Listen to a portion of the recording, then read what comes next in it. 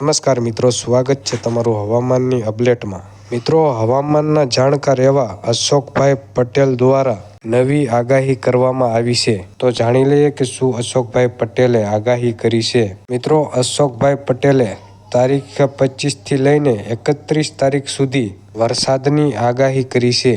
સૌરાષ્ટ્રના અલગ અલગ ભાગોમાં હળવાથી મધ્યમ વરસાદની શક્યતાઓ અને મધ્ય પૂર્વ અને દક્ષિણ ગુજરાતના ભાગોમાં ભારે વરસાદ રહી શકે છે। તો આ તારીખ છે 25 તારીખથી લઈને 31 તારીખ સુધી।